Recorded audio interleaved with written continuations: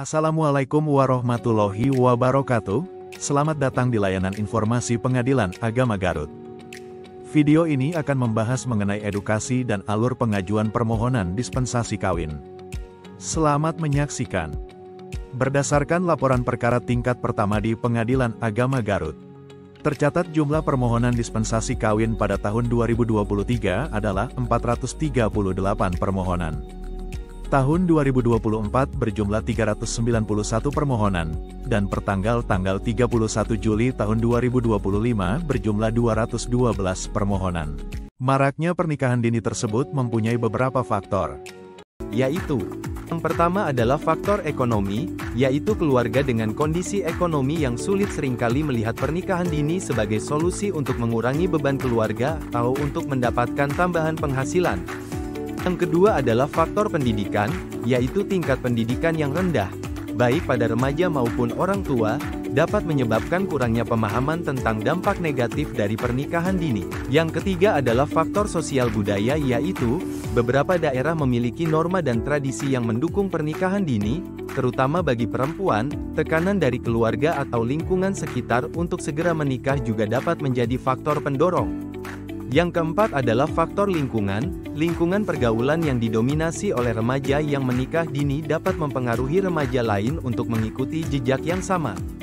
Selain itu, paparan sosial media yang menampilkan kehidupan pernikahan dini secara positif atau tanpa penyertaan informasi yang lengkap juga dapat mempengaruhi persepsi remaja.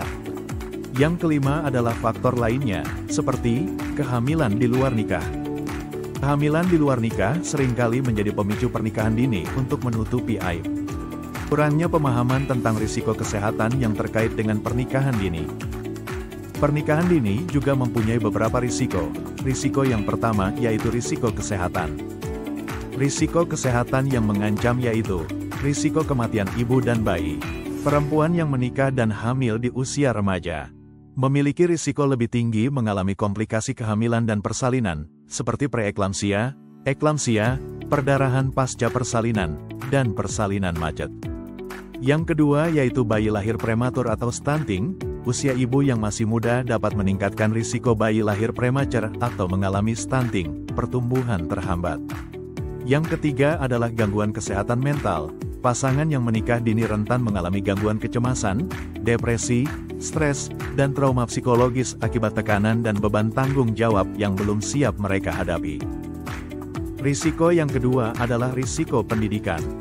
Risiko yang bisa terjadi adalah putus sekolah, yang mengakibatkan rendahnya tingkat pendidikan dan terbatasnya akses ilmu dan keterampilan. Risiko yang ketiga adalah risiko sosial. Risiko sosial yaitu perempuan yang menikah dini mungkin merasa terisolasi dari teman-teman sebaya mereka yang masih melanjutkan pendidikan atau mengejar karir. Kemudian adalah stigma sosial, di mana masyarakat seringkali memberikan stigma negatif pada individu yang menikah di usia muda, yang dapat menyebabkan diskriminasi. Risiko yang keempat adalah risiko ekonomi, yaitu menyebabkan tingkat kemiskinan yang lebih tinggi, karena pernikahan dini dapat menyebabkan pasangan kesulitan untuk mendapatkan pekerjaan yang layak dan meningkatkan risiko kemiskinan. Kemudian risiko ketergantungan ekonomi, yaitu perempuan yang menikah dini menjadi sangat bergantung pada suami atau keluarga suami secara ekonomi. Kemudian yang kelima adalah risiko perceraian dan KDRT, karena umur yang masih belia, sehingga dilandasi ketidaksiapan emosional dan pemahaman mengenai pernikahan. Tahukah Anda usia yang ideal untuk melangsungkan perkawinan? Usia ideal menurut Badan Kependudukan dan Keluarga Berencana Nasional, BKKBN, merekomendasikan usia 21 tahun untuk perempuan dan 25 tahun untuk laki-laki. Hal ini didasarkan pada pertimbangan kematangan fisik dan mental serta kesiapan untuk menghadapi tantangan dalam pernikahan. Sedangkan menurut Undang-Undang Nomor 16 Tahun 2019 Perubahan atas UU Nomor 1 Tahun 1974 tentang Perkawinan, Pasal 7 Ayat 1, perkawinan hanya diizinkan apabila pria dan wanita sudah mencapai umur 19 tahun. Akan tetapi apabila terjadi penyimpangan terhadap ketentuan umur sebagaimana dimaksud pada ayat 1. Orang tua pihak pria atau orang tua pihak wanita dapat meminta dispensasi kepada pengadilan. Dengan alasan sangat mendesak disertai bukti-bukti pendukung yang cukup. Menurut pasal 1 ayat 5/5 tahun 2019 tentang pedoman mengadili permohonan dispensasi kawin. Dispensasi kawin adalah pemberian izin kawin oleh pengadilan kepada calon suami istri yang belum berusia 19 tahun untuk melangsungkan perkawinan. Dispensasi kawin harus diajukan dengan alasan mendesak disertai bukti-bukti yang cukup. Seperti contohnya calon pengantin perempuan sudah sedemikian eratnya hubungan dengan calon suaminya. Hingga alasan mendesak luar biasa lainnya yaitu perempuan yang hamil di luar pernikahan. Dikhawatirkan akan menggugurkan kandungannya.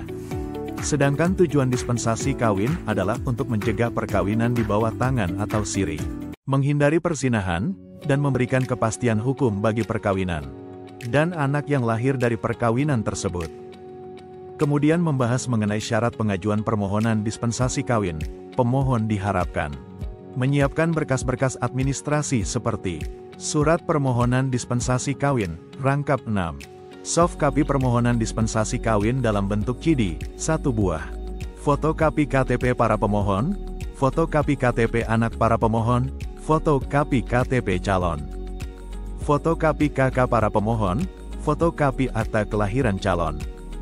Fotokopi ijazah terakhir anak para pemohon, fotokopi ijazah terakhir calon. Surat keterangan sehat dari dokter, surat penolakan dari KUA.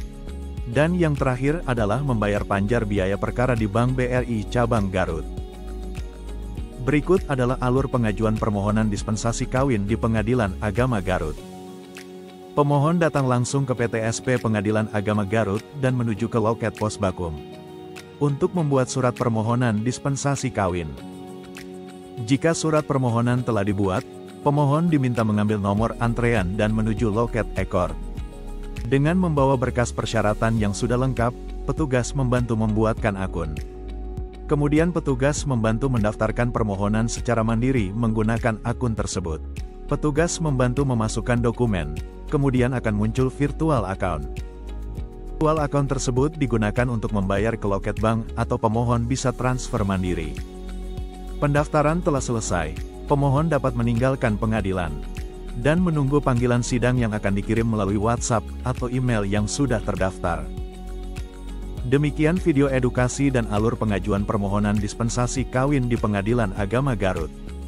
Semoga bermanfaat. Wassalamualaikum warahmatullahi wabarakatuh.